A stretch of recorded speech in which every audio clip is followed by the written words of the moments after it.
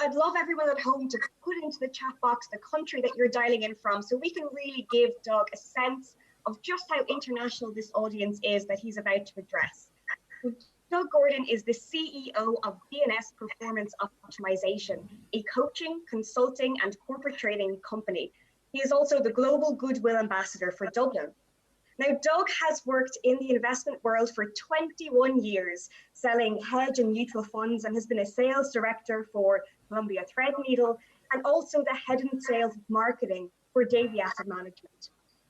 Now, between 2008 and 2012, Doug went through major stress. He had 2 operations that did not go well, and he had a very much a near-death experience, yet he is here with us today on the line.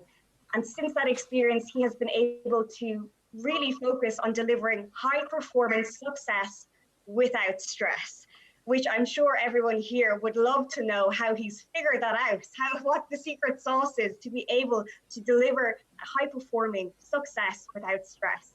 So there are a lot of us here on the line. We're in high-stress professions. We are in high-stress industries, or a lot of us also run our own businesses. So Doug, I'll hand it over to you to share with us how we can achieve this. Thank you. Good afternoon, everybody. So, most people's morning routine is a bit like this. They're lying in the bed, suddenly the alarm goes off, beep, beep, beep, snooze, beep, beep, beep, snooze, beep, beep, snooze, and eventually they get to the side of the bed. And they go, oh, why do I do this? Why do I do this every day? Why do I get up? Why do I go into work? Why do I stare at that screen every single day? What is the meaning of my life? When you find your why, whatever it might be in life, it incredibly invigorates you and gives you so much more energy. Now, I'm not saying this is easy. I have to say that I have gone through certain periods of my life where I didn't have my why. And I worked as I said there, I was working in the investment management industry for over 22 years, and I was working my way up from customer services to board director and head of sales and marketing, one of the biggest investment managers in the UK. Now, I've got some screen slides. You're not going to see them all. I will share them afterwards, so don't worry about it. A lot of the stuff I'm going to talk about, I'm just leaving this in the background to give you a few visuals as well. As I said, don't worry about it. It's about what you listen and hear. Okay, so I work with all these companies, people like Fidelity Investment, Lazard, HSBC, Aviva Investors, Columbia Threadneedle, and as well, Davy Asset Management as well. And I'm sure a lot of you remember 2008, right? I mean, it was a pretty tough time. I mean, markets went through the floor. I got really, really stressed. And at that point in time, I was sales director for a very big asset manager. We had 490 billion under management. But our biggest and most profitable side of the business was hedge funds. And we had about 3.5 billion in hedge funds. And the entire money went out the door at the end of 2008. And I had to lay off people, and I got really, really stressed. I was watching really good friends of mine carrying boxes out of the place.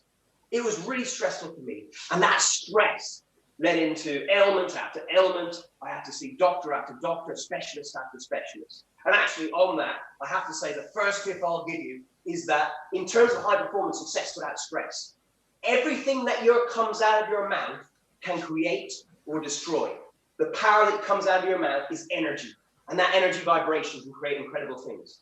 And one of the things that I used to say all the time in my investment management career is we have this top-down, bottom-up investing role. Well, I wish I hadn't said that, because I had 2 of those cameras top-down and 2 of them bottom-up, and it wasn't pleasant, I can tell you that. Anyway, moving on. Anyway, I went through ailment after ailment, and then by the end of 2009, I needed 2 operations, and they went horribly wrong. It was on my digestive tract.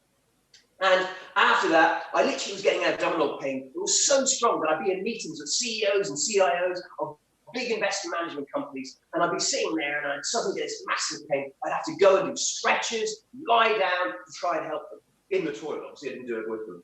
And it was one of the hardest periods of my life. And I ended up learning everything to do with nutrition, everything, to try and learn as much as possible to help my digestive system. Didn't work. Then, at the end of 2012, in fact, September 2012, I ended up getting something called a neurovirus, which is like a stomach bomb. And with the operations that I had, you just didn't want that.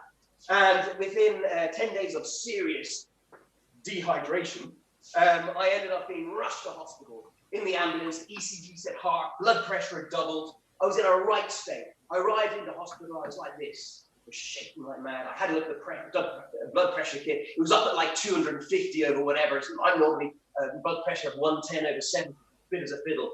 And I was so worried. I thought I was going to die. And at that point, they put me on one of those trays and they wheeled me down to the X-ray because they thought there was a blockage in my stomach. And on the way down to X-ray, suddenly the lights went on. I was encapsulated in this amazing feeling of love, energy, and connection. Nothing like I ever had felt before.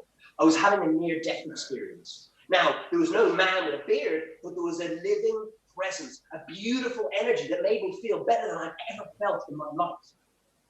And I felt like I was connected to everything. And at that point, this energy gave me a message saying, look, you're going to be fine, but you need to change your life. You need to give to others. So I came back, and funny enough, I'm here.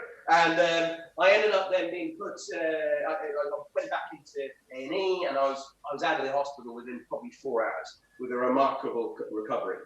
And then after that, I decided, right, having had this spiritual experience, I want to try and give back.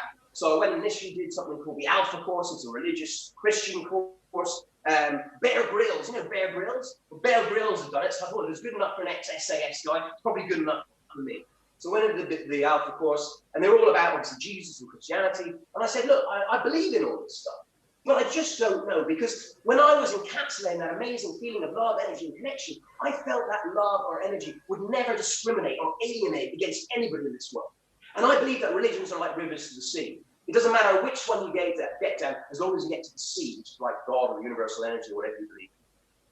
So I said that to them, and they said, look, maybe you want to try something else. Anyway, I went off, and I was going to, not go back, and I asked for a sign. And I used to be Premier League hockey. I was an international coach in hockey and all this kind of stuff. And anyway, I was doing some running, and I'm running with my dog. My dog cut across me, and flying at the dog, landed down, cut my hand to shreds. And on my hand in cuts the next day, once it healed a bit, I had the letters of the cross, INRI, and 2 infinity signs either side. I was like, holy mackerel. I was a bit kind of confused by this. My ex-wife had a look at it. She was like, Jay, you better go back and do that course. So I went back, did the course, got into religion to begin with, read half the Bible, then got into spirituality as well. And then I started reading about other things. I met the Dalai Lama, I met many spiritual people. And one of them told me I had healing hands. And I thought it was a load of rubbish, but I tried it on my son, it worked.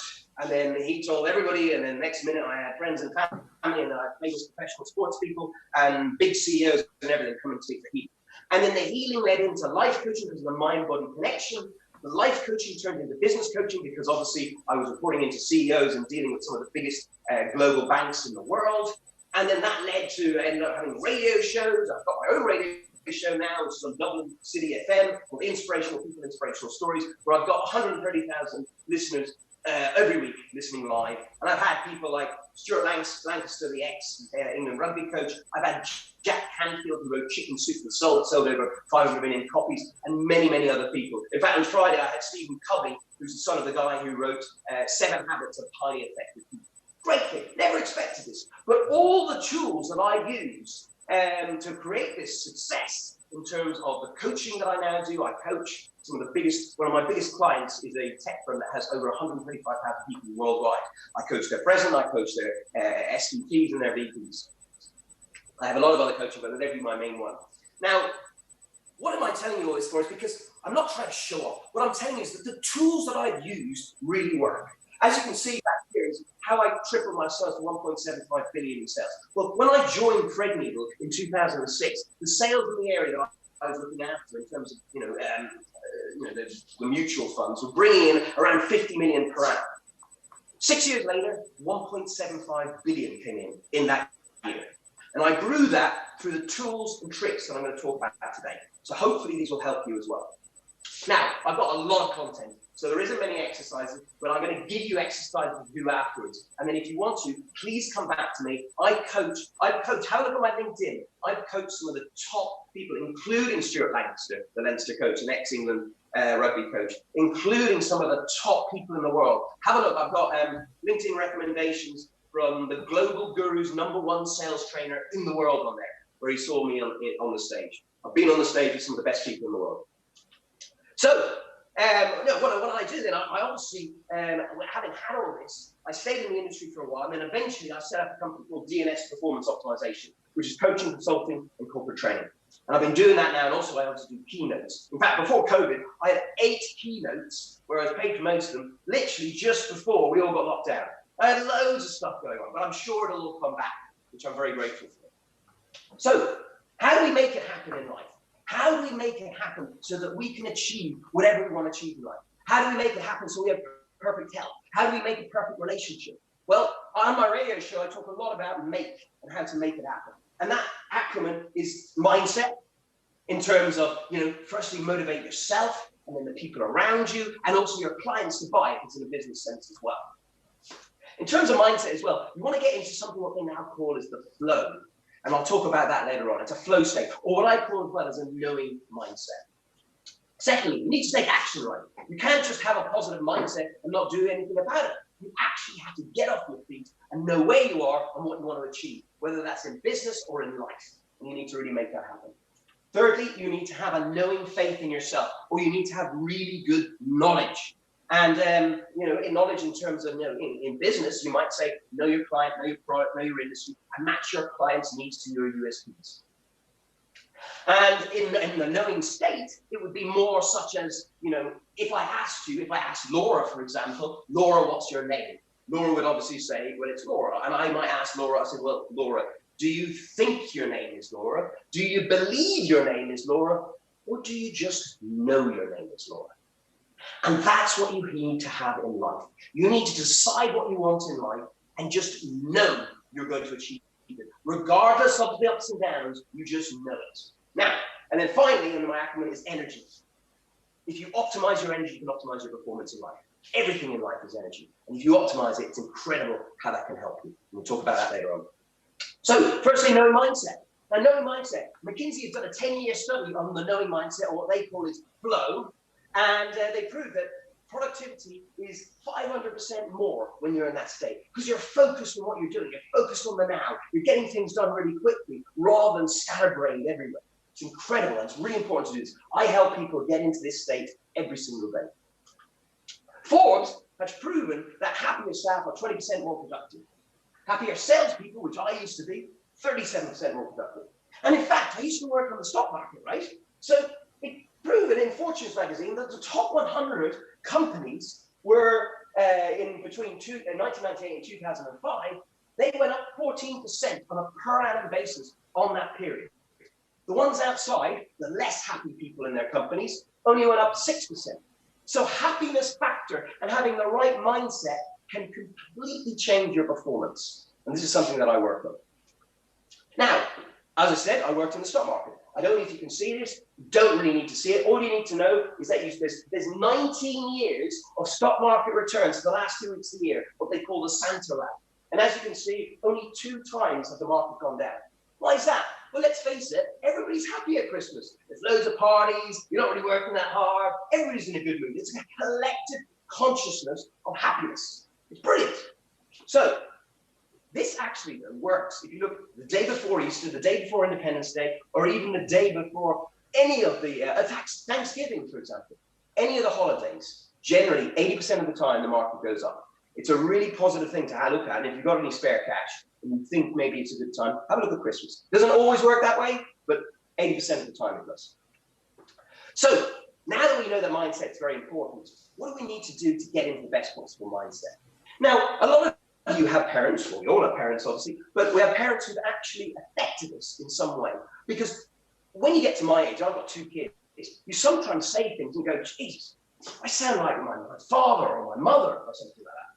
We all pick up and learn from the closest people to us. And that's why it's really important to learn what parental programs that you picked up as a child, and do they actually serve you? Because sometimes they just don't, right? So really, really important to do that. So I've got a little exercise here that'll help you restore yourself into the best possible state. So firstly, I want you to think about anybody that you have in your life that you need to forgive or to let go of. Because I'll tell you something, forgiveness has been proven to basically make you feel like this inside if you haven't forgiven. It's kind of like it holds you back. It makes you think of them. You just think of that person all the time. But if you can forgive and let go, you release that energy. It's so important. So there's 2 tools that I suggest. One, you can either write them a letter, and you just write them a letter saying, I'm really sorry, let it go. You're not necessarily doing this for them. So if they've done something for you that really has upset you, you're actually doing this forgiveness technique for them. For yourself, because you're releasing out of yourself. So don't, even if they've done something horrific to you, do it. It's really important. The second thing you can do is actually, you can cup your hands over your heart and you do a forgiveness technique where first you have to forgive yourself, because in every single circumstance, you're involved. Because if you weren't there, there wouldn't be anything to cause in the first place. So I always say, cup your hands in front of your heart. Envision yourself as a small person in front of your heart, maybe like a small child in an innocent state, and say, I forgive you, I love you, and I let it go. And put yourself into your heart. Then take the person you need to forgive and do exactly the same thing. Might be a bit like this. I forgive you, I love you, and let you go. But actually, try not to do that. Try and be a bit more compassionate about it. And I want you to bring the person into your heart, really feel the love in your heart, and feel a platonic embrace of love between the two people, yourself and the other person. I did this after my ex-wife left me, and she was doing some pretty horrific stuff, I have to say. And anyway, I did this, and the next day she rang me up and said, look, I think we need to be friends for kids. And I was like, Jamie, I only did that yesterday. So it really works.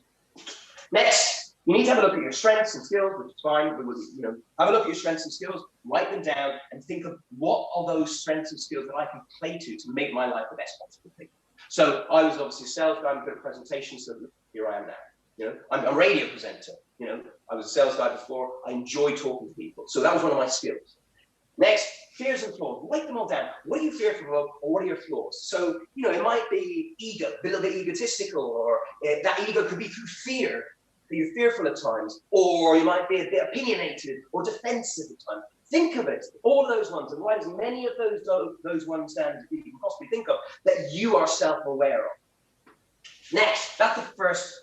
So write that first down. Next is actually, who's your mirror? Because most of the people in our lives that are closest to you, whether it's your brother, your sister, your mother, your father, or your spouse, are the ones that are going to mirror back the worst in you. So when you see someone, you go, that really annoys me, that they're so opinionated.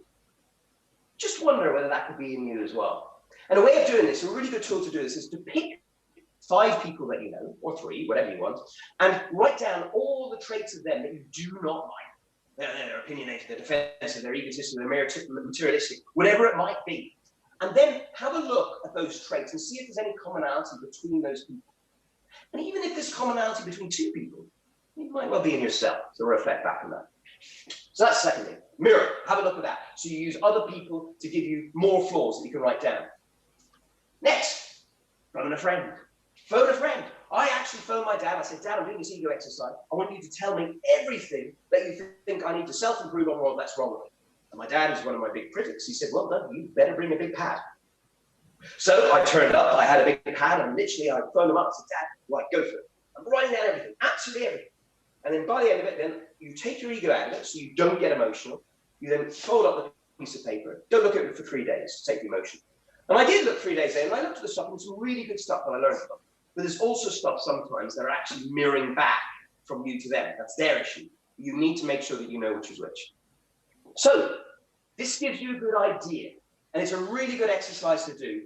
And then what you do is you get a piece of paper, and I'll get one here. So you get a piece of paper like this, and you can't see this, it doesn't matter, but basically the past is here, the future's here, line down the middle is the now. So I've got that here. It doesn't matter if you can't see it on the screen, it's fine.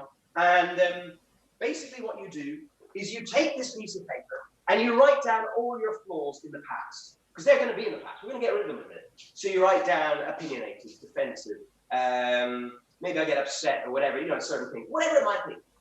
And you then have to have awareness of those, and you have to accept them to be in you. Because it's like when you go to alcohol, well, I'm not sure you do, but if a person goes to Alcoholics Anonymous, they have to stand up and say that they are an alcoholic, and they accept it. And they have to do that verbalized out loud to the whole class. Because there was a guy on my radio show, we were talking about this. There's 3 parts to the brain.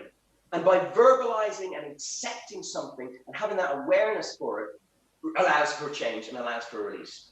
So what I want you to do is actually write down all your flaws, all your programs that you're playing, those ones that you want to get rid of, whatever it might be. And you write those all down there. And then on the other side, the opposite side, you might write down the opposite. So, for example, if you were, let's use opinionated. If you're saying, I'm opinionated, but I accept it. and I'm willing to change. But you've got to do it with passion. So you've got to look in the mirror or with someone else and say, I am opinionated and I accept it and I'm willing to change. I am defensive and I'm willing to change. We do this over and over and over again. And then on the other side, the future, you put, I'm always listening with love. I'm always considering the other person's perspective. I'm humble, whatever it might be. So you have that on your piece of paper, past the flaws, you verbalize each one with absolute passion, and then you take this piece of paper, rip it down the middle, so you only have the flaws, and you rip that flaws in absolute bits, and then go out or go to the toilet and throw it down into the toilet, flush it down, and see that go, that energy go. And it's really powerful. I've done this in classes with people in big hedge fund companies and tech companies, and I've had people bawling coming back into the room afterwards. It is so powerful. It really works. And if you take it seriously, please do, because it'll make a change in your life you won't believe. I've done it. I cried at the time when I did it. It changed my life. Now, the second thing you need to do then is have your I am statements. And I am statements are very, very positive. And what I would like you to do is have the I am statements and then say them out loud twice a day for 21 days. Very, very powerful thing to do. So next, once you've done that, you've done the adjustments and the affirmations where you voice your awareness and acceptance for change. Then you have your I am grateful statements or your I am statements kind of thing. Then you can allow that change to happen in a positive way. And once you've done that, you've taken away anything that misaligns you. And what that is, I think the most similar thing that I can describe this, it's like a dog chasing a rabbit. The dog is chasing the rabbit and his goal is to get that rabbit. But along the way, there might be little mice and interesting things that he could dart offside here and dart offside there. And that's why it's really important that if you can align yourself completely in a positive way, you won't get distracted by all these noise and you'll focus on the goal and what you're trying to achieve. So I talked about morning routine. I'm sure you all have morning routines. A lot of people's morning routine is very much, as you saw earlier on. What we really want to try and do is get a morning routine where you wake up like this, and you're happy and you're full of beans. And the first thing I always say to people is to have gratitude. So I would suggest you have a pad next to your bed and you write down all the things that you're grateful for. Because I don't know if any of you have kids, but I do. And if I give them a present and they're not happy, I certainly don't feel like giving them anything else. So if God or the universe or even your own subconscious sees you not grateful for the house you're in, the girl you're with, the money you have in the bank, the job you have, why would she give you anything else? Or even why would your own subconscious give you anything else? Whether you don't believe in anything else outside of you or not. So if you're truly grateful for what you have and you write it down every day, it makes so much difference. I promise you. And I would highly suggest you do this in the morning and you just write, I am grateful for this. And write down, I am grateful statements for what you already have or what's going to happen during the day. And maybe a few I am grateful statements in the present about what you want. So for example, I would say, I am grateful that I'm a best-selling author, having sold 100 million copies of my book worldwide to help energize people and help people find their true self and their true mission in life. So always try and make your I am grateful statements about, in terms of a goal, about helping other people, about being in the present as if you already have it, and make them very specific, very, very specific. Okay, next, ground yourself. Now, you might wonder what this is, but a lot of people wake up in the morning and they're not quite with them. And grounding yourself is very simple. You can either go outside and you can jump up and down with your bare feet or just walk in grass, or there's an energetic technique you can do, which if anybody wants, contact me after. We don't have time to go through it now. Normally I would in my workshops. Ground yourself. And then protect your energy. It's amazing, right? Sometimes, right?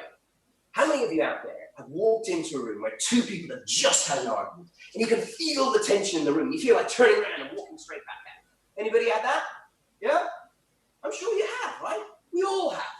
That's energy. And at the same time, you might have had a really busy week at work where you're absolutely knackered and you have a party to go at the end of the week. You don't really feel like going. You turn up, the party's amazing, and you feel like energized afterwards. And next minute, you're dancing your socks off at 2 o'clock in the morning. And even maybe having had a few drinks, you feel fantastic the next day. That's energy, right? Both positive and negative passing on to you. You can be affected by the energy around you, but you can also protect it. I've proved this on stage with people. I can't do it now because I haven't got time. I need someone to be here with me.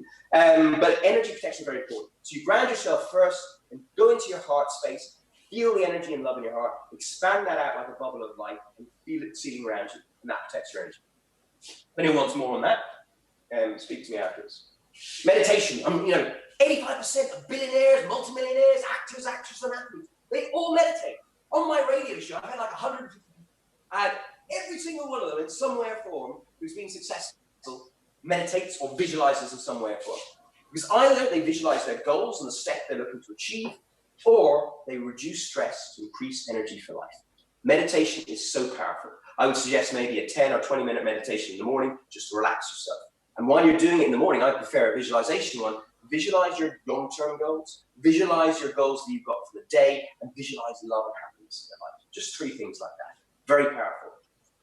Next, yoga breaths. Now, when you really invigorate your body, you can really alkaline it because the oxygen comes in so much so that it alkalines your body. And an alkaline body actually restricts disease or anything like that actually happen. There's a guy called Wim Hof, W-I-M-H-O-F, look him up. He walked up to Everest Death Zone in his underpants, basically in a pair of boots. And he's a remarkable guy. And he teaches this breathing exercise where you go like this, you go for 30 breaths, really invigorating. And he does that 3 times, and it really works. I suggest you don't do it next to your spouse, because you'll re-bugger in the morning if you're doing it. So go into another room. Next, goals. Actually write those goals down every day. So I always get a pad of paper and just write down, I wrote my goals today, and I'm going to try and deliver as much added value to you guys today. But I'm going to have a great day, it's sunshine here, so it's a great day, have a great walk later on, have a lovely time with my son, really enjoy myself. Write down goals for the day. And then if it's something like admin, why not do it in the morning, get it done first, and then you can scratch them off as you go along. Next, make your bed. Because in terms of if you've made your bed, you know you can achieve everything for the day. If you've achieved one task before you've even left the bedroom, hey, you can go and do all of them. So why not? So make your bed is the next one. Drink a pint of water. Most heart attacks happen in the morning because old people, they don't drink that much. They get up in the morning, they're a bit dehydrated. They get up and they kind of run around or something like that. Something's like, oh, they fall over. Or they might have something like a blockage here. They might have a big steak the night before, the steak stuck in the colon. Bit of water helps move it along. If they don't do that, potentially as they move along, the acid kind of builds up and push up in the diaphragm and cause a heart attack as well. So it's very important to get at least a pint of water in straight away before you get out of bed. Maybe put some lemon in it as well, that kind of helps. Next, cold shower. Now, I do this every day. I don't necessarily do it for the whole shower because I like to shave in there. It doesn't really work with shaving with cold water. But I do tend to have at least a 5-minute cold shower. And it really grounds you, it invigorates you, it wakes you up. You also have vagus nerves at the back of your neck that go down your back that can really help invigorate you and ground you and stuff like that as well. So, really potential, good thing to do. Mirror work. Having done all this, if you still need to, do some mirror work. And what I mean by mirror work is I tend to look in the mirror and I say, I am feeling fantastic. I'm having a fantastic day. And I say that 3 times. I'm feeling fantastic. I'm having a fantastic day. And you might say that sounds a little bit crazy, but actually what I'm trying to do is talk to my subconscious. And actually, if you've ever had a night out with your colleagues, and you come in the next day and you're all a bit kind of worse aware, and you normally go up to the colleague and go, how are you doing? And you go, oh, don't talk to me. Oh, feeling, oh, whatever.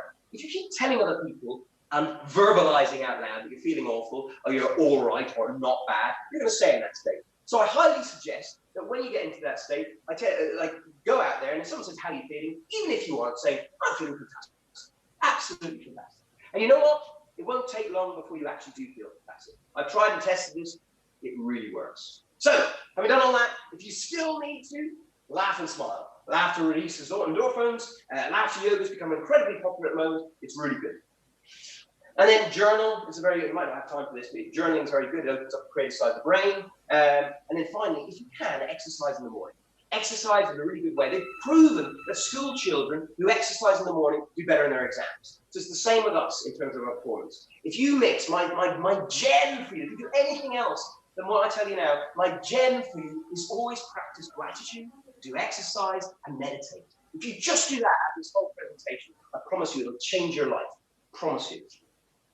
So, we're talking about mindset. Let's go into actions. What kind of actions can we do to put these kind of things into place? How can we achieve our business and life goals? Well, the first thing I say is that when you're visualizing or when you have a vision in terms of your business, you need to have your thinking cap, as I call it on. And that thinking cap is having clarity in terms of having a clear vision. It's having alignment or getting all your people within your business aligned to that goal. And then purpose, which is the why, which we talked about earlier on. So you really need to make sure that you have that cap on properly. And that's the first stage. Secondly, you need to get into that flow state, that knowing mindset state. And that, if you do the morning routine that I gave you, you will get into that every single day. But I have to say, this is all about consistency. So you can't just do it once. And you need to plan as well. Like if you're in business, you need to put a business plan together. You need to, activity plan. You need to climb map, which we'll talk about later on. And persistence, as I said, you cannot do this once and stop. If you brush your teeth once, a week later, they're going to look pretty mean. If you go to the gym once, the muscles are going to be gone. You have to do this every single day. I'm sorry, discipline is so important. And then add value to other people. Make your goals and what you do and your mission in life about adding value to other people. It's incredibly important. If you have these, if you have a why and you have something that you're doing that adds value to others, it gives so much pleasure to you and will make your life so much easier. Now, I'm not saying this is easy. I had a friend of mine who worked with me in one of the companies, and he was an IT specialist. And he would be the guy you'd go to if you had any IT problems. And he came up to me one day because he knew I did all this mindset, and he said, Doug, I'm fed up. Every single day I come into work and people are complaining about this, complaining about that. You know, all I'm doing is dealing with complaints all the time. I don't feel like I've got any purpose in my job. I'm fed up. I want to leave. And I said to him, I said, look, Kevin, think about it. What do we do here in this investment management company? We produce financial solutions to allow that granny or grandpa to either retire early, have a better lifestyle, have a better house, have a better holiday home, or give money to their children or grandchildren. We are making people's lives better. So every single time you solve one of those problems, you are helping doing that. He goes, oh, I never thought about that. Wow. And 5 years on, the guy is still there and he's still doing really well. And he contacted me only about a year ago just to say, Doug, I really appreciate what you said. It's so important to have a why and to understand how you add value to people's lives. So do that for yourself. Maybe put your mission statement or your why on either your LinkedIn back page or your website, or if you have a business, put it on the business. Microsoft, if you walk in the Microsoft door, they walk in and say, empower every person and every organization on the planet to achieve more. You know, if you walk in and you look at that, you go, wow, that's what I do every day. That's pretty good. So my mission statement is to try and help people find their true inner self and their true passion, their true mission in life, so that they live their best life. And that's the success I have. Have a look at my LinkedIn. I've got 41 recommendations on there, actually written ones by people, some are very famous, saying that's what I do. So the next thing, though, is to dream big. I had a guy I used to work with. In fact, I had a group of guys, they were working at UBS, private bank. And when they're at UBS, they moved across to set up a business called Vestra Wealth. And the CEO guy was a guy called Duncan Carmichael Jack. I went in to see Duncan. They got an office like this. It was 10 of them that moved and set this business up. But the office was like big enough for maybe 100 or something like that. And I went in and I said, blimey, Duncan, you're a bit brave. And he said, Doug, I have to set the intention of what I want to achieve in this business. I have to set the vision. I have to set the goal. I want the 10 other guys, the 9 other guys to come in every day and see, wow, we are going to fill this. And that is so important. Everything in life is intention. What intention are you doing behind it? Whether it's in business or even like in a relationship, what intention do you have for saying or doing or acting that way? Really important. Anyway, this business, within 3 years, they'd filled this office. Within 5 years, they had 7 billion under management. Within 7 years, they got bought out by the Liechtenstein investment group, and they're all multimillionaires. Vision. I worked with another company, I'm not going to say who, I worked with another company who concentrated on cost savings all the time. Cost this, cost that. They never grew. They never grew, not once. Focus on the positive. Focus on what you want, not what you don't want, and you'll have amazing things in your life. Now, the next thing to do, and I'm going to tell it through this story. It's not my story, but I'm going to tell it anyway through this story. And the story goes like this. There was a young man who was walking down the coast of Galway. And as he's walking along the coastline, he looked down, he saw just on the beach, he saw these like really amazing gleaming stones, these 3 stones. And he clambered down, he picked these stones up, he brought them back up, he showed them to his dad, and says, Dad, look at these stones. I've never seen anything like them. What will I do with them? His dad said, I know, son. Take the first stone, go down to the local market, set up a market stall, put the stone there, make it look pretty. If someone comes up and wants to buy it, just show them a peace sign, nothing else. He goes down, he makes mark a stone, makes it look pretty, waits. And this lady comes up and goes, wow, what a beautiful stone. How much do you want for it? €2. Thank you very much. And she grabs it and goes, happy as Larry. He goes back to his dad and goes, Dad, I got €2 for that stone. What will I do with the next one? He says, I'll tell you what, son, take the next one and go up to the local diamond merchant. He sells precious stones. Do exactly the same thing if he wants to buy it. He goes up to the diamond merchant and goes, wow, an amazing stone. How much do you want for it? €200. Deal, done, thank you very much. He goes back to his dad, he goes, Dad, I've got €200 for that stone, that's incredible. What will I do with the last one? He says, I'll tell you what, son, take the last one, go up to the Natural History Museum in Dublin, go in there, go to the Precious Stone Department, find the professor, show him the stone, if he wants to buy it, do the same thing. He goes up, finds the professor goes, wow, what a beautiful stone. How much do you want for it? €2,000. Deal, done, thank you very much. He goes back to his dad, he goes, Dad, that's incredible. Like, what does this mean? His dad goes, don't you know something? If you value what you have to offer and hang around with the right people, you get very different results. And I found this in my investment management career, that if I hung around with financial advisors, I'd get £1 million doing the same presentation. A stockbroker, £5 million. An asset manager, £10 million. A global bank, £100 million. And one institutional pension fund manager gave me $375 million in one hit because I was hanging around the right people. Hang around the right people, you get amazing results. I went down in one of the top hotels here in Dublin, went down there, sat there, literally in the lunchroom for maybe, I don't know, an hour. CEO came in, sat next to me. A politician that I knew who'd been on my radio show came in and sat next to me. And during that time, by hanging around the right people, I did some serious business and made some serious connections. So think about that. Maybe when you fly business class instead of economy, because you never know who you could be sitting next to. I sat next to someone who got me into his business and paid me $6 grand for an hour and a half's work just because I sat next to him and we got to know each other. Hang around with the right people. Does this all work though? You might think this is all a load of rubbish.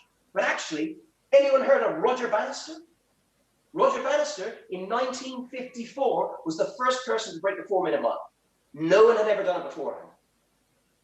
The day he did it, within 6 months, about 10 other people did it because they knew it could be done. And when you know something can be achieved and you have that mindset, you can achieve anything in life. And that is proof. So, next, knowing faith or knowledge. The first thing I'd say is be very careful about what comes out of your mouth. Be incredibly careful about what comes out of your mouth. I said this earlier on. I had a situation where I proposed. It's good and bad, right? I proposed to my one of my ex-girlfriends. And at the time, I bought this ring. She was coming from a very wealthy background. I bought this ring and I rang my mum up and I said, Mum, I've got the ring. I'm really excited, but I'm a little bit concerned because on her middle finger, she's got a big gold ring. It's a signet family ring. It's going to make my ring look a little bit insignificant. And I said it with a heartfelt passion. Anyway, no joke. That night, I got home. She got a rash underneath that middle ring finger. And she had to take it off. And I proposed to her the next day. And, that was one story. Then, a long while later, we ended up having a tiff. And I said, Jesus, she's not being rational and she's not being fair. I said to myself, the universe, I said, give me a sign. And suddenly, underneath her engagement ring, I kid you not, on my children's life, she got a rash. She had to take her engagement rings. Now, unfortunately, I didn't listen to the sign, and I stayed there not longer than I thought. Anyway, smart talk is really important. So you've got to be careful about everything that comes out of your mouth. Words create. For example, Donald Trump, he once lost his entire fortune. I wonder whether he said something like this, that he hoped this didn't happen. And I believe that the universe doesn't understand hope. Because if you're saying, I hope this doesn't happen, maybe it'll happen. So when I first started getting into all this and being able to create positivity with people's lives, I had someone come up to me and say, Doug, can you pray or do your affirmations that it doesn't rain on my wedding day? And I said, no, because you put rain and wedding day in the same sentence. So that is no way I'm going to put that energy into my affirmation. What I will do is pray or say the affirmation that I'm very grateful that it is a beautiful blue-skied sunny day on your wedding. So make sure you voice what you want and what you don't want.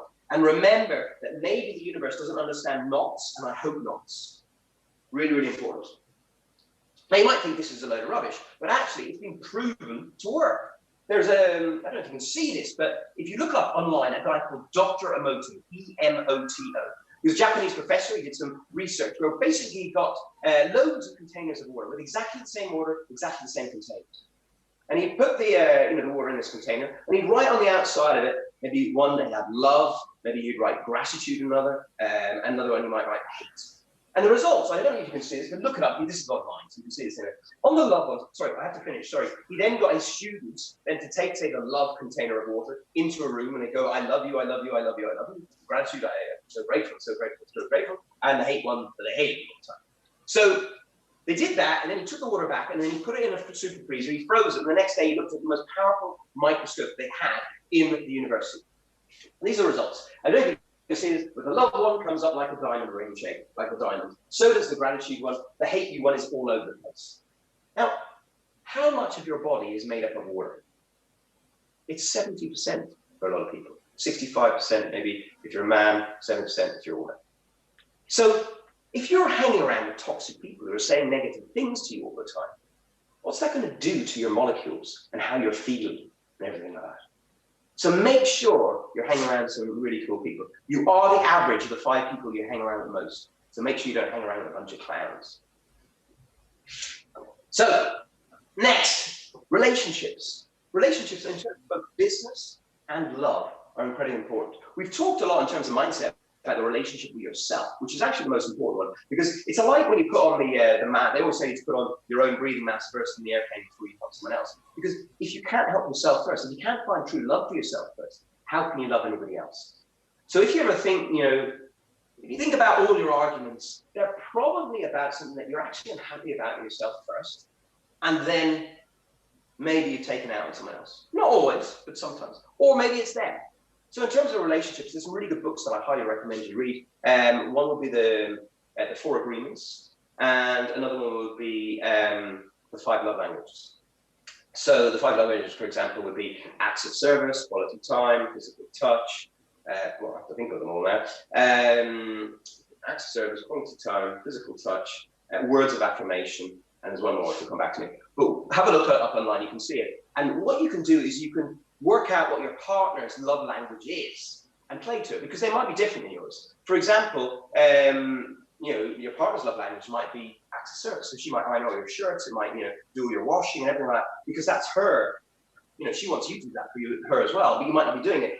So it's really important to understand what the other person's is and play to theirs. And that'll improve your relationship so much better.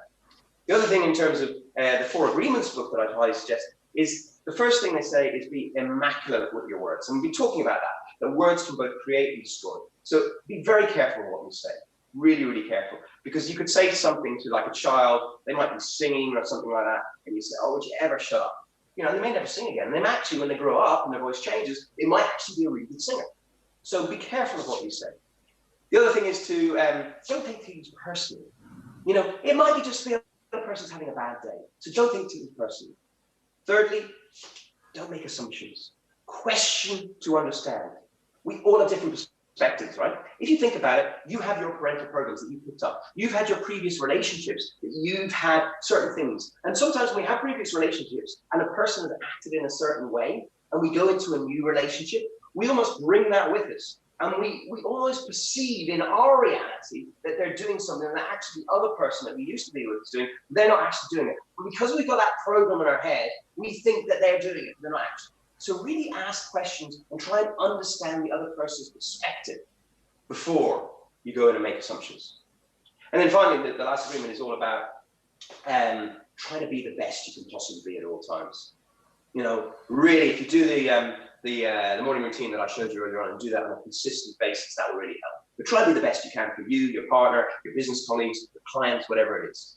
And in terms of clients, we are in an information age where we're very blessed. So I'm going to talk about that in a second. But the other thing in relationships is, it's funny, I had a relationship where the person was, they stacked the dish, but they left all the stuff all over the place. So I'd have a look and I'd go, I've got to really do this, it really annoys me and all that kind of stuff. But actually, don't think of it that way. Think of it instead of, well, thank God, be grateful for the fact they actually started trying to stack. And when you're sitting down with your partner and whatever, and something's annoying you or whatever, or even if you're having a business relationship where you're doing a review with a client, sit down with the person and say, look, these are the things I think you did really well over the last week or month or year, or whatever it is. These are the areas that I think I can improve on. And these are the areas that I'd really like to work together with as a team so we can both improve together. So by doing that, you're not being criticizing them. You're not actually going in and going, you did this, you did that. It doesn't get you anywhere. And I've been there. I have to say, I'm not perfect at this. I'm learning every single day to try and be a better person. But I really emphasize that if you do this, it'll really help. And if you're in a situation where you're having an argument, listen and actively listen. So many people forget they've got two ears and one mouth, and they start trying to wait. They wait till the person said what they're going to say so they can get their bit in. It's no good. Really actively listen, really get in the moment, and really show care and love for the other person, or in terms of relationships, in terms of clients. You'll see a remarkable difference. And I'm going to talk about that in a minute. So, energy. Actually, one point I will say before I go on to this, I mentioned earlier on about how, you know, in these circumstances, we're blessed with the internet. Now, the internet is such a great tool, and you know, when we're in business, we can use that to our advantage. And I'm just going to drink of water. Bear with me 1 second. We can use this to your advantage in terms of getting knowledge and gaining knowledge about our clients. And in terms of knowledge, I said earlier on, in terms of know your client, know your industry, know your product, match your client's needs to your USPs. In the old days, when we didn't have all the information that we have online, what I used to do is I always used to meet with colleagues at other companies, not colleagues, sorry, peers at other companies. And we might say, for example, that I might be selling, one of my key products might be a UK equity product, as in a UK stocks and shares product that I might be selling, and they might be selling a US one. And so we're going into the same clients, but we're not direct competitors. So it's really good to meet with these people and try and understand about the clients that you're going into, because they might be able to go into, let's just say HSBC, for example. I remember I met with a friend of mine in another asset management company. I wanted to get some business out of HSBC, and I said to him, I said, look, who do you know at HSBC? Who makes the decisions? What do they like? What do they don't like? And everything like that. And he gave me all the information, and then I exchanged information about things that he wanted to know back. So it was a good exchange. We became friends, and it's a really positive thing to do. And we used to do this all the time. And I really highly suggest you do this. But I'm going to tell you another story that will really exemplify the power of the internet now and how you can create sales out of nothing. So I was on LinkedIn. I've got 22,000 LinkedIn contacts. And I was on LinkedIn, and it came up on my feed that the tech company that I work with now, the president of that tech company, had been promoted. He was still the president, but he was promoted in terms of the amount of countries he was looking after. He was now looking after 180 different countries around the world. I think that's something like 130,000 people around the world as well. Anyway, I'm going to call this guy for this story Mick. It's not his name, but it's just easier to say because I don't want to give it away. It's not fair on them. And anyway, I saw Mick. He got promoted. So on LinkedIn, I did one of those congratulations for me being promoted. And he came back to me and said, thank you very much, sir. And I said to him, I said, look, Mick, if you're interested, I'd love to meet with you, and I could do a presentation or a motivational speech for your teams. And by the way, if you want, here's one I did earlier. And I sent him one that was on the internet. And he came back to me and said, Doug, actually, I really appreciate that. Thanks. I've CC'd in on this LinkedIn message my secretary. Please get in touch with her and set it up. So I did. And within 2 weeks, I was going to see him. But in the meantime, then, now is the time for knowledge and research. So what did I do? I first looked on his LinkedIn, and I saw that he was part of actually another chamber of commerce. He was the president of a different chamber of commerce. I also saw he was part of the board of the Special Olympics Committee. I also saw then he was a big Munster fan in terms of rugby. I then went on his Twitter. I'd seen he'd been over to China, actually, and this is just before COVID kind of started. I also saw that he'd been in Vegas doing a presentation to 5,000 people. I also saw that he had 2 kids on his Twitter. I also saw that he'd been to Morocco and listened to his presentation to understand his energy. And obviously, I teach people presentation skills as well. So I thought, this guy's pretty good.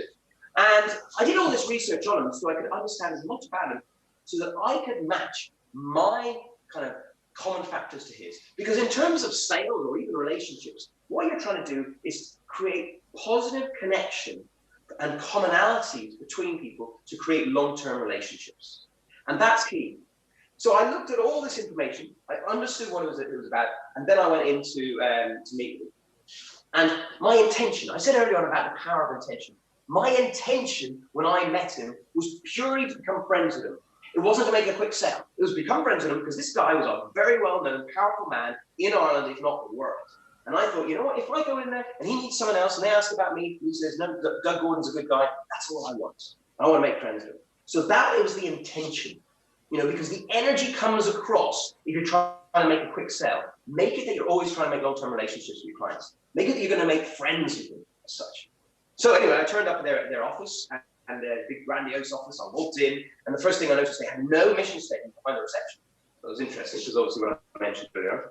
Second thing I saw that he had in his, he had a picture of himself with his colleagues on the wall, and he had his buttons done up on his blazer. Now I normally do, but it was a hot day at the time. I hadn't, so I straight away did that, because it's important to people like people that are similar themselves. So I made sure that I looked smart in that respect.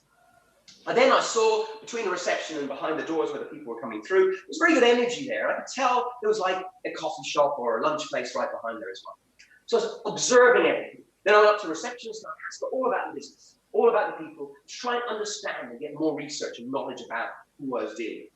Anyway, eventually this guy Mick came down, obviously it's not his name, but Mick came down, and very strong handshake, look him in the eye, walking. As we're walking out, I said, oh, by the way, mate, you know, I know that presentation I sent you, I don't know if you saw the one online. One of the things I talk about mission statements, see, you haven't got your mission statement there. You know, I think it's brilliant, you know, when you walk in the door every day and see why you do what you do. And you went, well, that's a really good idea, thank you. And as we walked through the door, then I looked around, I said to him, I said, wow, the energy here is amazing. You know, the president of this establishment, he's done such a great job in creating positive energy. And he's like, oh, thank you very much, sir. We got into the tea room, he was buying me a cup of tea, and I said, oh, by the way, I saw you were in Morocco recently. I saw your presentation, I thought it was fantastic. You did a really good presentation, your energy was fantastic. I said, I teach people presentation skills. I reckon, you know, I also know so many people in the industry. If I was your agent, I could get you 30 grand or 30,000 euros every single time you speak because you're so good. Oh, thank you very much. And I said, also, I see you're part of the Special Olympics Committee. I said, I actually work with the Wooden Spoon. I'm an ambassador for the Wooden Spoon charity, which is a rugby charity, international rugby charity that helps disabled and mentally handicapped children. It's brilliant that, you know, we have that in common. And then I said to him, I said, oh, I see you're also part of this particular Chamber of Commerce. I said, I speak, you know, I've done Tanzania, and I've done the Dublin, I've done the JCI. You know, if you ever want me to come in and add value, I'd be delighted to. And then I see you're a Munster fan, I'm a Leinster fan. I know Frankie Sheen, who was the Munster captain, Ireland captain. You know, I see you've got 2 kids, and I've got 2 kids, and everything like that. And I was creating a commonality between them. At this point, he was going to sit me down and have a cup of tea with him downstairs, but he took me up to his office instead. We sat down in the office, talked for about another 2 minutes, and then I asked him for permission to sell. I said to him, I said, look, Mick, really appreciate your time. Is it okay if I just tell you a few things about the business? And he said, of course, sir. And that allowed me, I didn't just go into my sale, I asked for permission to do that first. And at that point, I then started telling him a little bit about my business, but I did not once say how good I was, or how good my business was, or how good my coaches that work with me were. I just said to him, I said, well, we have worked with this tech company and that financial company, and these are the results that they've said. And I showed him LinkedIn recommendations, showing and proving other people's viewpoints. And I tell you what, website recommendations, I don't think are half as good as LinkedIn recommendations. Yes, you can give a LinkedIn recommendation and ask them to give you one, but actually it's their reputation on the line. So they are putting their rep on the line for you, and they wouldn't do that unless they thought that you were doing what you say to do. And if you look at mine, not one of them is a close friend. They're all people I've worked with or worked for clients. So really, really important stuff. Anyway, so I told him this. I said, look, I've done coaching with this person, I've done consulting with this person, I've done keynote speaking here, and I've done corporate training here. And he went, okay. I finished up, I gave him all the examples, and I used the CEO that I've been working with for 2 years and the successes that we've done. I said I've helped him with this in terms of, I helped him with bringing in more business, I helped him with his relationships and internally, even his relationships with his wife, and I helped him lose weight as well. All around positive factors. And at that point, he was like, okay, I'm interested. Right, I'm going to put you forward with this HR lady for this, for the consulting, this HR lady for coaching, this HR lady for corporate training, and yeah, and we'll go from there. I got up, I shook his hand, I really thanked him for his time, I walked out the door, I got in my car, I drove 5 minutes and pulled into a garage. And I straight away wrote him an email. Straight away wrote him an email saying, Mick, I am so grateful for your time. I really appreciate you discussing everything with me. It's great that we have so many things in common. And also, I'd like to say, I would love to offer you and your company coaching, consulting, and corporate training with keynotes. And he came back to me again with all the people that he'd mentioned in the meeting, CCing them in, and within 5 minutes, I was getting bombarded with emails from HR people all around the world. And that is a guy who's looking after 130,000 people. And the reason is because he was impressed that I'd done my research and my knowledge before I turned up there. He was impressed that I had found common factors between me and him. And he was impressed that not once did I tell him how good I was myself. I told him what other people had told me, told people about me. And that is the most important thing. Do not blow your own trumpet. Get other people to do it for you. Really, really important. And get LinkedIn recommendations. It's so, so powerful. I highly recommend it. So the last part is the energy. Energy, enthusiasm. Do you know what? I've worked with some amazing people, and I've worked with people across the world who have bucket loads of energy. Absolutely bucket loads of energy. And they have always been successful in life. It's not about what you know sometimes as well. It's about the energy you put into that and the enthusiasm. So how can we optimize our energy to optimize our performance in life? Well, energy optimization is all about a balance of mind, body, and soul. We all know that, right? In terms of body, it's all about nutrition, exercise, and proper rest. If you think about it, your body is made up of cells, right? Those cells regenerate every single day. The only thing that binds those cells together is the energy within. There's no glue or nail or anything like that. It's just energy, right? So if you think about it, if you're upset or anything like that, or even like an injury or something like that, it's basically the pain that you feel is you being knocked there, and the energy vibration between those cells in that particular area has been knocked out of sync. So it's sending a vibration message up your arm, up to your head, telling you there's pain there. Now, if you can get that back into sync, vibrating back when it's healed, you're not going to feel the pain. But it's the same, So if you think about it in terms of nutrition, everything that you eat creates those new cells. And they say that your entire body, in terms of cells, basically regenerates every 7 years. Otherwise, you wouldn't age, right? So it's really important to make sure that you optimize your food. And in the old days, we used to eat a lot of herbs in our diet. We don't do so much now, but I highly recommend that you eat herbs like turmeric, which is a great anti-inflammatory, garlic, which is a great antibiotic, natural antibiotic, ginger. It's really good for the digestive system. I think your mouth here to your bum to here is a massive passage of muscles and tubes and everything like that. So if you can help with digestion, it can really help you in terms of, because the energy that you're using for digestion can be used somewhere else as well. Exercise. I said earlier on, exercise in the morning if possible, and obviously it helps in terms of invigorating you and making you think better and focus better. But if you're sitting in the office all day, don't just sit there. Get up maybe do a bit of star jumps or walk downstairs or everything like that. I had someone who worked for me in one of my companies, and he was a big smoker, and the others used to complain about the smoking all the time. And he said, Doug, well, I like to do that because what happens is I get up and I get outside to have a bit of break and get some fresh air and have a smoke and it relaxes me. And I thought about it. I said, is it actually the cigarette that relaxes him? Or is it actually that he gets up out of his desk, walks downstairs, goes outside in the fresh air and goes, try it sometime. Try it sometime. When you're feeling a bit jaded, get out of your desk, go outside and take 10 deep breaths, taking in the fresh air. I guarantee it will invigorate you. You don't need cigarettes. Finally, rest. Rest is really important. Make sure that you rest as much as possible. If you can get good 7-8 hours sleep every night, it's brilliant. If not, try and work on it in other ways. So some positive mindset. We did the body stuff. Onto the positive mind stuff. Well, anybody seen this film? I don't know if you can see it, but this is The Lion King. And in The Lion King, this is Simba, the Lion King, and this is the monkey with his staff. At one point, the monkey turns around to Simba and goes, smack, in the head. And Simba goes, why did you do that? And the monkey goes, well, it doesn't matter. It was in the past. The past is the past, leave it there. The future hasn't happened yet, so don't worry about it. Focus on the now and you'll achieve so much more in life. Focus on what you're doing and you will achieve so much more. And also, if you focus on the now when you're in a relationship and listen with love, you'll have so much better relationship as well, especially if you're actively listening. Another story, there's a great guy called Wayne Dyer. If you haven't heard of Wayne Dyer, he wrote 40 books. He was very close. He was part of the Hay House publishing.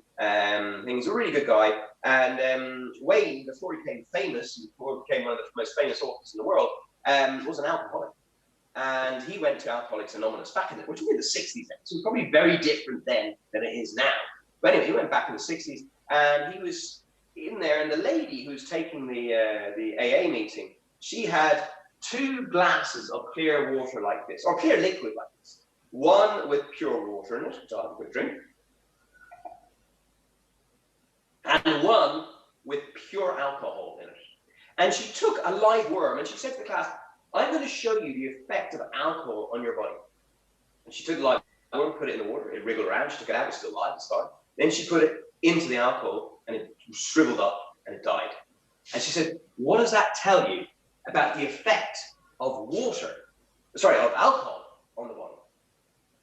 And when you are, it's designed up, he goes, well, if you drink alcohol, you'll never get worms. Now, I'm not saying drink alcohol, but what I'm saying is that in every single situation in your life, if you look for the positives, you can find them. If you look for negatives, you'll find them as well. So focus on what you want and not what you don't want. If you have a failed business or a failed relationship or whatever it is, don't look at it as it is failed. Go back over it and think, what did I learn? Fail means first attempt in learning. When people fail, they then have fear sometimes. They have the fear of moving on. The fear of if they fail in a relationship, they're afraid to move on. Or their business fails, they're failed to try again. They're fearful of trying again. Remember, fear is an acronym for false evidence appearing real. Every time you fail, you're one step closer to your goal. So really, really remember that. I can't emphasize that enough. I mean, I remember I was, my marriage wasn't going so well. And I missed out on a promotion from going to head of sales director, head of the UK over in the UK, to head of European sales over there. And I missed out on that promotion. I was really upset, didn't think it would happen. Then I moved back here, got a job as head of European sales, was much happier, living next to the beautiful sea, the mountains, nearer my family, my mum, my dad, and all this kind of stuff. My kids loved it, but also it allowed me, because my marriage wasn't going well, to break up, and we had a lot more money here, so that all the family are happy and safe and everything like that. So if something happens in your life that you think isn't right or isn't the best, just know, don't think, don't believe, just know that there's something better around the corner. If a relationship fails, just know that there's someone better out there for you. And when you truly know that, and you truly know that regardless of what happens in the way that life tests us, you'll know that you can achieve your goals, and you know you can have a great life. It's what you focus on that causes issues. Where focus goes, energy flows. So focus on the positives, not the negatives. So the final part is soul. And in terms of soul, it's all about healing, prayer, and connection, and through meditation. Now, I always say, it doesn't matter if you're religious or not, you can talk to your own subconscious, but if you're religious, you might say God. Prayer is like talking to God. Meditation is listening to God. Or, if you want to put it the other way, prayer is talking to your subconscious. Meditation is listening to your inner voice. And if you can listen to your inner voice, you can make much better decisions. There's so many people that don't ask their friends, their family, and everything like this, you know, what their opinion is all the time, because they're afraid of making their own decisions. Well, I highly recommend that if you have anything you need to make a decision on, just write on the piece of paper at the top, say, what should I do in this situation? And then write down whatever comes into your head without thinking about it, all the different solutions. And do that for 3 days, and then look back over them, and you'll probably see some really good gems that are coming from your inner voice, rather than just overanalyzing things all the time. So yeah, so prayer and meditation is very important. And the other thing I would say, in terms of healing, people ask me, how does healing work? I'd say I spend 90% of my time doing business coaching, and then maybe 10% doing healing for people. And I've healed some international rugby players where they've been told by their physio that they're not going to come back for maybe, you know, a month, and they've come back the next week. I had one kid that was playing football, and literally with my son, but it was a proper match, and someone came in and smacked his knee. His knee went around the side, and he came off, he's crying, his mother was calling an ambulance, and I just said, look, can I have a go? And I had a go, I gave him healing, and put his knee back in place, and he went back on and scored a goal and won the match for the team. So what I'm saying is, how does that work, though? You know, is it some kind of religious thing, blah, blah, blah? Well, here's how I believe it works. I said earlier on that everything vibrates. If you think about it, even if you look at the biggest microscope, a lump of lead vibrates. So there's vibration all around us all the time.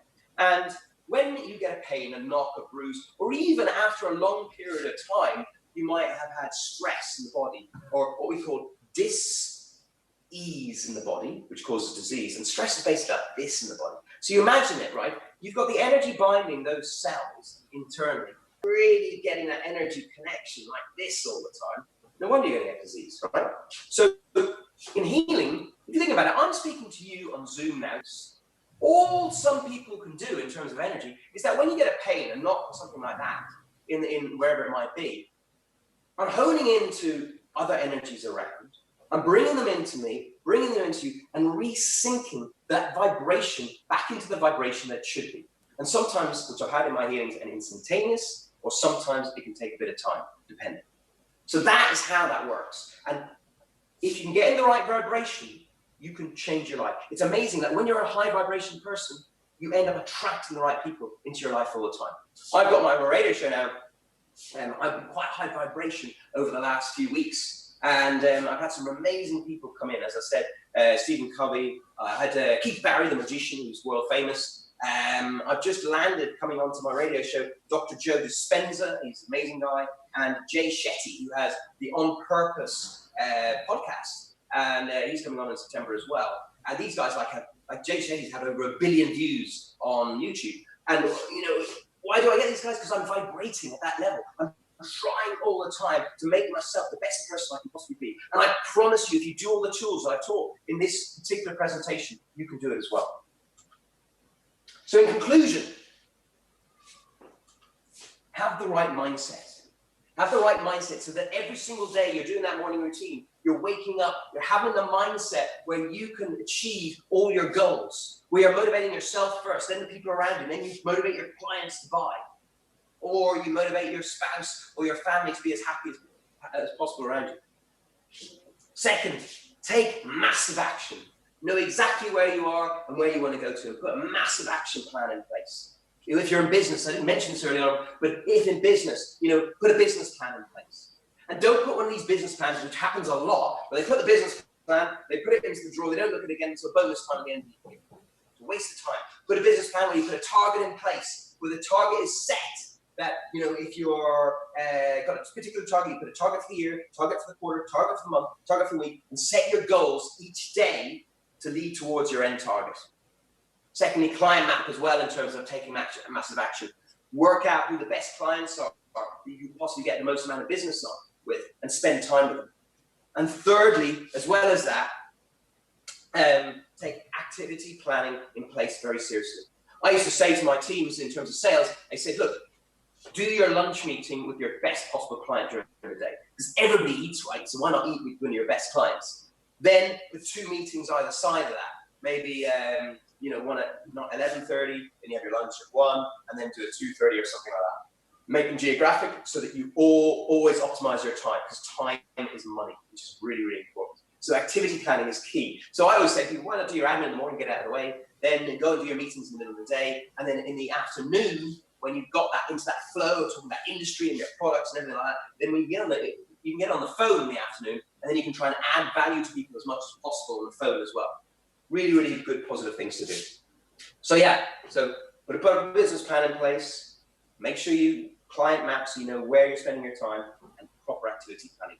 One other tip actually, which is really good, there's a great thing called Just Press Record on the apps. And you can literally just press record. As you go along, you can do emails, you can do texts through voice, and it saves so much time. And it gets really accurate once you use it after a while. I've written some of my book based on it as well. So take massive action.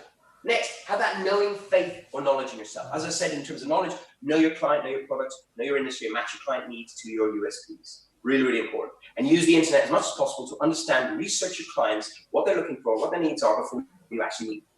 And then in terms of knowing faith, as I said earlier on, don't think it, don't believe it, just know it.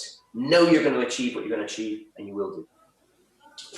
And then finally, optimize your energy to optimize your performance in life. Everything in life is energy. Thoughts are energy.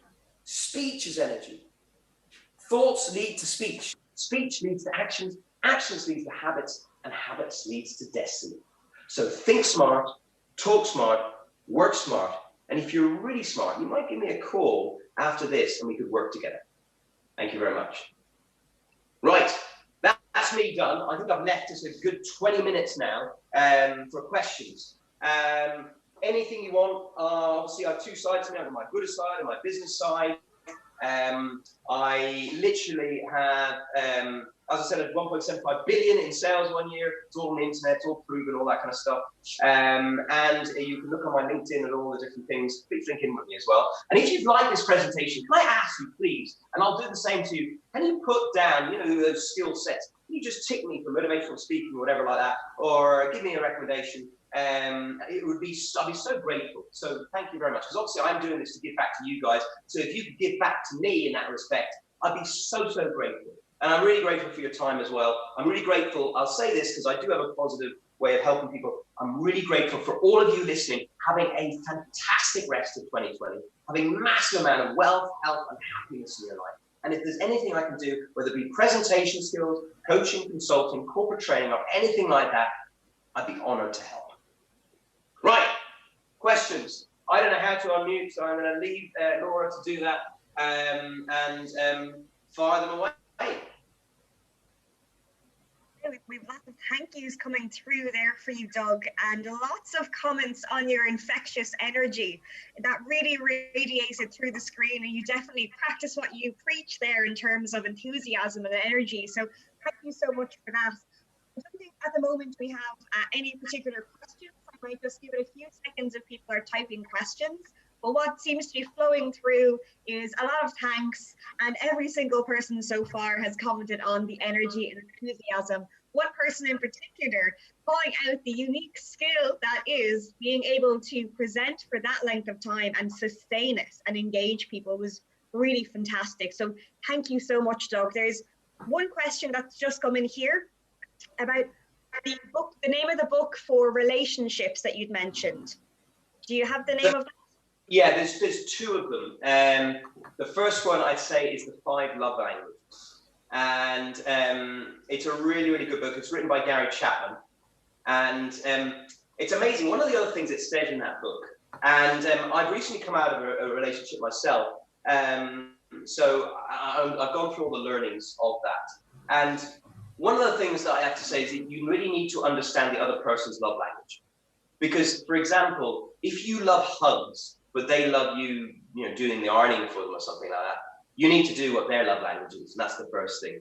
The other thing is, well, a lot of relationships, they have an infatuation period for the first 2 years. So what happens is, for 2 years, you're infatuated with each other, the sex is amazing, you're having a great time with each other. But then you get to a period where you need to change that relationship from infatuation into true love, into best friends, and everything like that. And that's when it's really important to realize that. Because a lot of people, if you look at yourself, if you're getting slightly older, you might realize that there's a lot of people that have just 2-year relationships and they move on, or close to that. It might be slightly more, it might be slightly less, it doesn't matter. So try and work out what it is. I mean, my marriage went on for 16 years, so I was able to do a decent relationship. But I really would say that it is very important to understand that. The other thing is, I find that, in terms of relationships, the other good book is The 4 Agreements.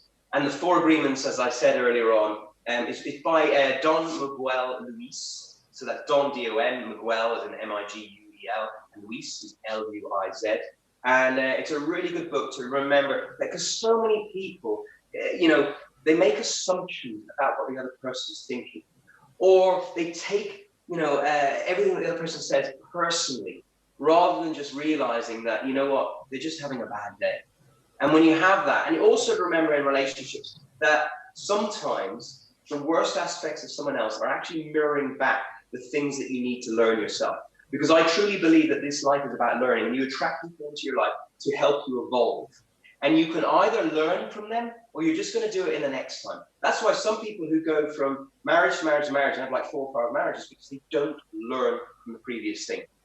So one of the things I'd highly recommend is, if you had a relationship in the past that hasn't worked, take a piece of paper and write down, say they were critical to you, for example, write down all the positives about them being critical to you. And it might be something like, reduced your ego, made you become more self-aware, made you think about certain things, might even be just made you realize that that's not the kind of person you want to be with, and then it eliminates you know, that in your life. So that would be, you know, they're two of the best books that I highly recommend. Any other questions? Anything else? They're just chatting in there, saying the book. Someone else has mentioned you can get the Love Languages book for children as well. I know myself, you can get actually a weekly email giving you prompts under each of the love languages as well to keep you going. So thank you very much. We have really a lot to learn from you there, Doug, for sure. Whether it's mindset, whether it's morning routines, I'm more than happy as well to justify business class flying now. I have a reason as to why I can do that, which is fantastic. And anyone who quotes The Lion King is a winner in my book. So plenty of food for thought. Before I intro into the next session, I think I just saw in the chat there a couple of questions come through. I just want to check, Laura, you might give me a thumbs up on time, or just cut me off when the time goes, because they're all kind of flooding in now. So first of all, Doug, do you differentiate your advice to some extent for introverts versus extroverts? Yeah, so that's a good question. Let me think about that. Yes, because a lot of introverts find other people's energy a bit too overpowering at times. So, and other people, like an extrovert, really like thrives almost by the energy that they pick up in going out. And so in that respect, I would say an introvert has to really make sure they do that grounding and energy protection thing before they go out. And they might find themselves, you know, a little bit more enthusiastic and have more energy, and they're able to think better and they're not so shy. The other thing in terms of introverts, I work with a few introverts who are trying to do presentation skills training. They have a business, they want to get out there. I mean, one of the most powerful things you can do, whether you're a healer or a shop maker or whatever it might be, is create a presentation, create a free workshop, go out there, do the workshop, get people in and get them as clients. This is why I do these things, obviously. I'm very grateful for lots of you coming to me in terms of clients afterwards. Creation. But in terms of extrovert versus introvert, you know, when you get up on stage, if you're an introvert, you just have to remember it's not about you. It's not about you. It's about what the added value that you have to give to other people. A lot of introverts are really big readers. They're really intelligent people. They have a lot of knowledge they can share with the world. You've been given a gift. So if you do not share that knowledge, you're wasting your gift. And I truly believe it's very important that while you're on this planet, for this short period of time, use all your gifts and share them with as many people as possible. Because every single one of you out there has some different story in some way or form that you can use to share people. Whether it be a relationship breakup you can share with someone else to help, whether it be a business success that you can use to help, whatever it might be, use that and help other people and just get over it. You know, people say to me, what do you do to it? And I say, yeah, you can do, if we get on stage, you can do breathing exercises, you can jump up and down, and you look in the mirror and say, I have a great story. I was in there when I was 21, or I was 24, I was doing a presentation to 200 financial advisors while I was over in England, in Chelmsford actually, and I went into the toilet and I stood there and looked in the mirror and said, I'm the best presenter in the world, I'm the best presenter in the world, I'm the best presenter in the world. And this guy came in, this financial advisor, he goes, doing the tiger faces, I usually do that. And I was so embarrassed, you know, so embarrassed. Anyway, I got back in, guess who sat right at the front, giving me a little wink saying, go on, you can do it, son. I mean, you know, but anyway, this kind of thing works. You know, you can do tiger faces in the mirror. You can do, you know, the sitting on the toilet and imagining them all sitting on the toilet with their hands down to try and make yourself feel funny and more relaxed. You can do all these different types of techniques. But at the end of the day, you've got to just get over it and realize that you've got a message that you need to relay to add value to other people. And it's not about what you say. If you make mistakes, which I have done in the past, it doesn't matter. As long as you have that intention to try and help people, that's all they care about. They don't care about what you say, it's how you make them feel and what added value you can give. Great. And then there's something about validating your vision or your mindset. So how do you know that your mindset or even your vision is right? Is there anything, hints or feedback from people around you? Perhaps that might actually kind of link into what you mentioned there about front of people, presenting, doing workshops, getting feedback. what is the best way to almost validate that your vision is the right one for you? Yeah, look, I don't act like this every single day, right? It's impossible. In everything in life, energy moves like this, right? So you need to relax at times, you need to recuperate. That's why I do the meditation, getting proper rest and eating properly, to make this body that I've been given, which I'm very grateful for, in the best possible shape. I mean, I'm 46 years of age, I still have, not quite a six-pack, but not far off. And I'm always trying to make sure that I'm in the best possible shape for other people. So it's really important to make sure that you look after yourself. And really important that you're in the best possible shape all the time. In terms of mindset, look, just if things are flowing around you, you'll have things happen. If you're in the right flow, you'll attract things come into your life. I'm sure you've thought of someone in your past, and next minute they give you a call. You haven't heard from them for ages. I actually had that last night. I hadn't heard from this person for ages, and they gave me a call. And you just might, if you're in the flow, these synchronistic things happen. I actually don't believe in coincidences. I believe in synchronicity. And the more you look out for the synchronicity, the more things happen. Just little signs of stuff like that might happen around you all the time. And if you're in that flow, you feel energized and you feel good. If you're in the right mindset, you'll know. I'll give you a great one. This is a great story. So Dr. John DeMartini is quite a famous guy. He was on The Secret film. If you haven't seen it, it's a good film. It's about creating abundance in your life. And Dr. John DeMartini said to me one time, we were on stage together actually, and he said, I used to do these presentations, and I came back from a presentation. I got into bed with my wife, right? And I was in bed with my wife, and as I was in bed with her, I turned over to her and I said, darling, would you like to make love? And she said, oh, John, I'm a bit tired. Sorry, can we do it in the morning? And he said, darling, in 3 hours, I have a taxi coming for us. It's taking us to the local airport where I've got a private jet, taking us over to Venice. We're going to Venice. We're staying in your favorite hotel. I've got massage books for you all weekend. And on top of that, I've got a shopping voucher for your favorite shop. And at that point, she jumps out of bed and starts packing all her bags full of energy. So what I'm saying is, if you are doing what you're meant to be doing, if you have your why, if whatever you're doing is aligning to your values and you have lots of energy, you will know you're in the right mindset. You won't think it, you won't believe it, you'll just know. You'll have the right relationships, you'll have the right people around you, and everything will just flow. And that's why it's really important to be self-aware of your programs and your misalignments, and whether or not you have enough self-love for yourself to make sure that you are aligned properly towards your goals, because these little distractions of noise of past programs really misalign you. So it's all about getting in your right alignment and all about getting the right mindset. Any other questions? There's a couple more, Doug, I think, but we're just running out of time. I think the best action for people with more questions or would like to speak with Doug again, it sounds like LinkedIn seems to be the best place to engage with you. If there's any other platform, please do let us know. But it would be great to thank Doug for supporting us and this conference, sharing his fantastic story and insights by going to LinkedIn, as he mentioned there, and just giving kudos for that. Probably a good place as well to raise any further questions you have. So thank you so much, Doug. We really, really appreciate it. It's an absolute pleasure. And if anybody needs me at all, as I said, you can get me either on my website, which is it's www.ds, as in Delta Sugar, performanceoptimisation.com, or I have a website called www.dougdgordon.com. And it would be an absolute pleasure to help you. And thank you so much for your time. I wish you all the very best. Fantastic. Thank you. So now, guys, we have a 15-minute Cúpa Focal as Gaeilge, an Irish language lesson for all of you.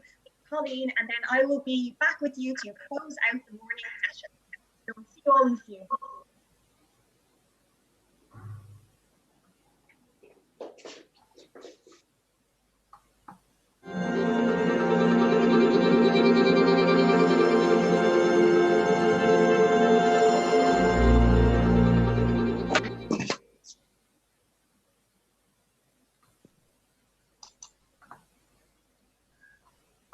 Ballyuri, Fáilte, Díomh, Céad Míle Fáilte. For those of you who joined my earlier sessions, I hope you remember what these phrases mean. For those of you who are just joining, don't worry.